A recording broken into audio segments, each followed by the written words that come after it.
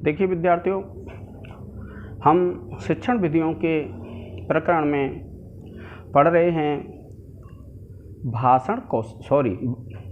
भाषा के कौशल। मैंने आपको बता दिया था कि भाषा के कौशलों के विषय में अनेक प्रश्न आते हैं, इनका क्रम पूछ लेते हैं आपसे। अब देखिए कि जो दूसरा कौशल है हमारा भाषा का, उसका नाम है भाषणम। और ये कौन सा है विद्यार्थियों? द्वितीय है। कौन सा भाषा कौशल है ये हमारा? द्वितीय है, क्योंकि भाषा के कौशल क्रम से 4 हैं। अब भाषण कहते किसको हैं? तो देखिए, वाग रूपम भाव प्रकटनम एव भाषणम इति। वाग रूपम भाव प्रकटनम एव, क्या कहते हैं? वाग रूपम भाव प्रकटनम एव भाषणम। कि भाषण किसको कहते हैं? कि जो हमारे भाव हैं और उन भावों को यदि हम वाणी के रूप में प्रकट कर दें, वाक के रूप में प्रकट कर दें, तो वह क्या कहलाता है विद्यार्थियों? भाषण कहलाता है। और ये जो भाषण है वह द्वितीय कौशल है। कौन सा कौशल है? द्वितीय। अगर आपसे क्रम से पूछ लिया जाए परीक्षा में तो आप क्या बताएंगे? कि जो भाषा कौशल है भाषण, वह द्वितीय कौशल है। अब ये क्या कहते हैं? देखिए, भाषण है, भाषण 2 साधनों से सिद्ध होता है। क्या कहते हैं? भाषण की जो सिद्धि होती है 2 साधनों से होती है।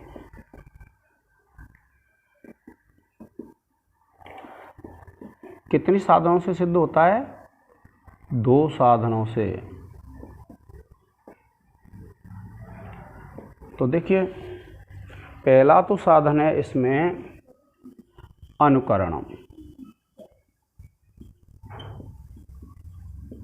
और दूसरा है अभ्यास। तो पहला तो क्या हो गया? अनुकरण, और दूसरा हो गया अभ्यास। यानी जो भाषण कौशल है भाषा का, कि वह 2 चीज़ों से सिद्ध होता है। 2 साधन होते हैं, और 2 साधनों से जो सिद्ध होता है, तो वे 2 साधन कौन से हैं? कि एक तो अनुकरण, इसमें हमें अनुकरण करना पड़ता है, और दूसरा क्या होता है? अभ्यास, यानी बार बार अभ्यास करना पड़ता है।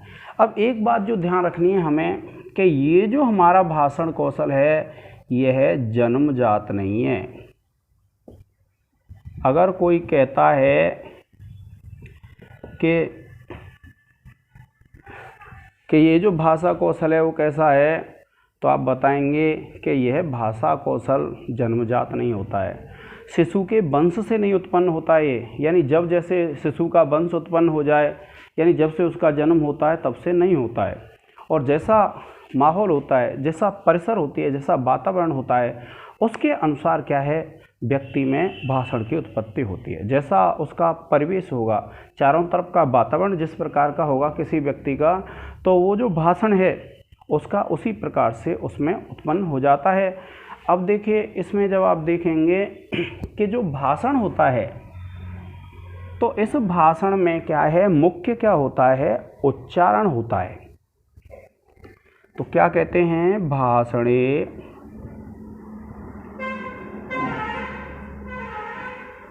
मुख्यम उच्चारणम। कि भैया जो भाषण कौशल होता है ना, उसमें मुख्य चीज़ क्या होती है? उच्चारण होता है। और भावों को प्रकट करने का जो सही माध्यम है वो अच्छा उच्चारण होता है।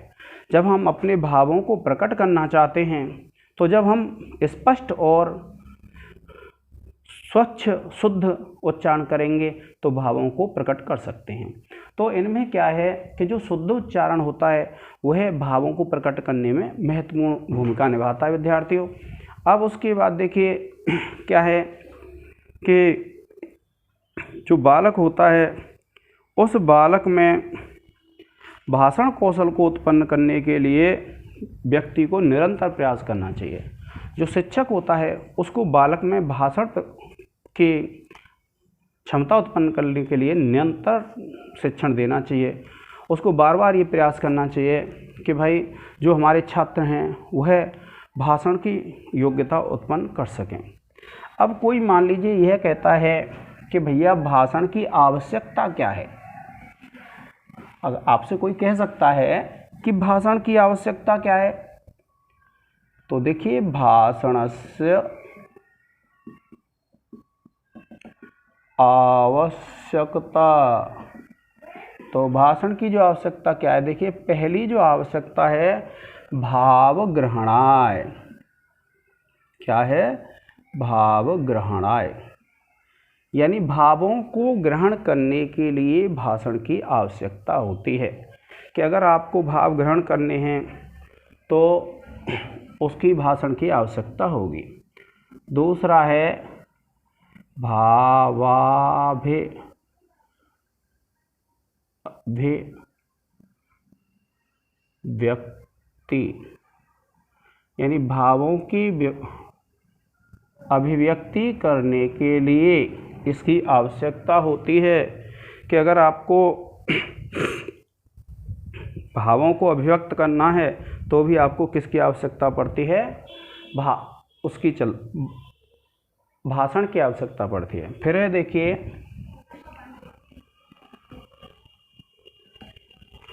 तीसरा है सम्यक। सम्यक कहते हैं अच्छी तरह से उच्चारण सामर्थ्य संपादनाय, यानी अच्छी तरह से भाषण सामर्थ्य उत्पन्न करने के लिए, उच्चारण सामर्थ्य उत्पन्न करने के लिए भी विद्यार्थियों किसकी आवश्यकता पड़ती है? हमें भाषण की आवश्यकता पड़ती है। फिर देखिए प्राचीन भाषा स्वरूप ज्ञानाय, और फिर है इसमें जब आप देखेंगे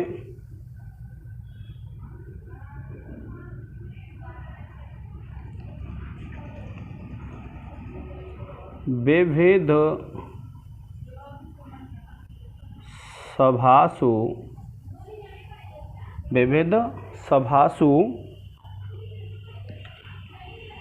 सक्रिय भाग ग्रहणाय,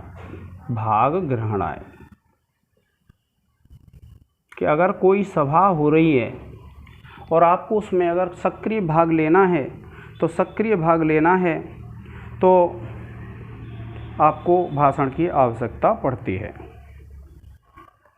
अब देखिए ये तो हो गई आवश्यकता के विषय में।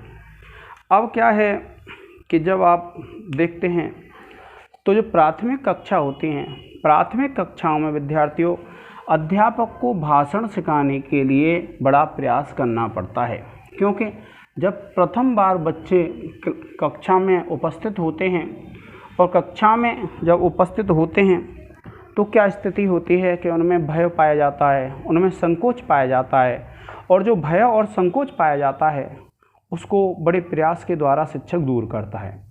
तो पहले उसका जैसे भाषा क्रीड़ा करा देते हैं।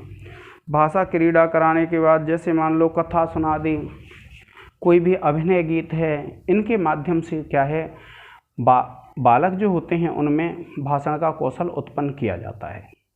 अब जो भाषण का कौशल है अभिनय गीत के द्वारा, कथा कथन के द्वारा, कोई नाटक करवा दिया उसके द्वारा, या फिर कोई गीत गवा दिया, इन सब के द्वारा क्या है छात्रों में जो भाषण कौशल है उसको उत्पन्न किया जाता है। और इस प्रकार से क्या है भाषण की उसमें शिक्षा दी जाती है। अब इसके बाद क्या है जो छात्र होते हैं वो छात्र उसको मतलब बोलना सीख जाते हैं। अब इसमें भाषण के प्रयोजन क्या होते हैं कि एक प्रयोजन तो है कि जो भाषण है उसमें उच्चारण निर्दुष्ट होना चाहिए। यानी जब कोई भी व्यक्ति उच्चारण कर रहा है तो उसके उच्चारण में कोई भी दोष नहीं हो, शुद्ध होना चाहिए उसका उच्चारण।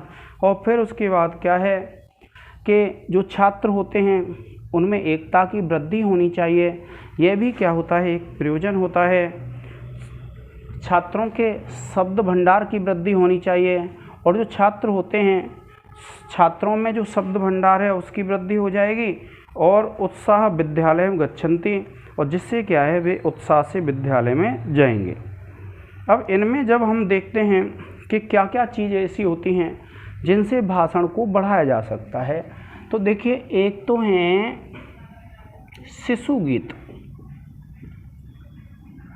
शिशु गीत का तात्पर्य होता है जो बालक होता है, जो बालक होते हैं उनसे गीत गवाए जाते हैं। तो जो शिशु गीत होते हैं विद्यार्थियों, वे भी किसके लिए होते हैं, भाषण कौशल की वृद्धि के लिए।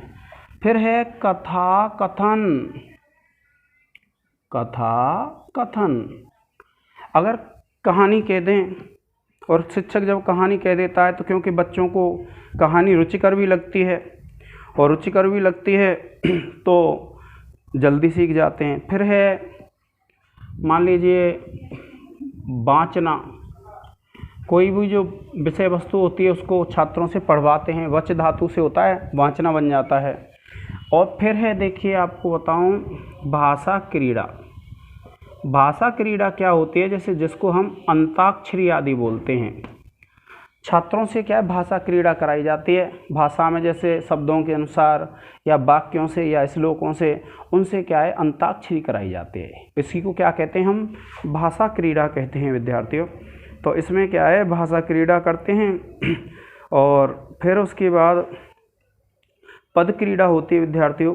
पद क्रीड़ा में क्या है, पदों के अनुसार अंत्याक्षरी कराई जाती है।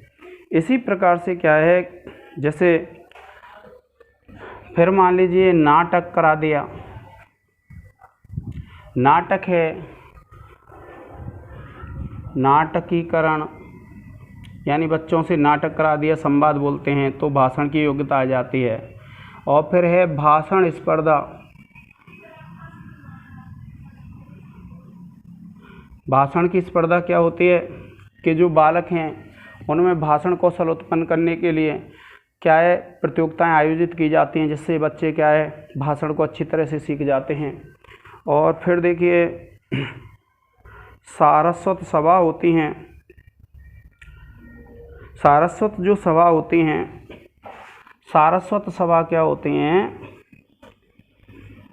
जैसे सेमिनार है, जो विद्यालय होते हैं या फिर महाविद्यालय होते हैं, तो उसमें क्या है सेमिनारों का आयोजन होता है, और प्रत्येक छात्र को एक विषय दे दिया जाता है और उस पर उसे बोलने के लिए कहा जाता है। तो जो सेमिनार होती हैं उस पर उसको बोलने के लिए कहा जाता है, तो छात्र उस पर बोलते हैं। इस प्रकार से उनमें क्या है भाषण कौशल उत्पन्न हो जाता है। फिर क्या विद्यार्थियों, जैसे आप देखेंगे ये जो है जैसे माध्यमिक स्तर होता है, तो माध्यमिक स्तर पे ये जो भाषण स्पर्धा है इसको किया जा सकता है।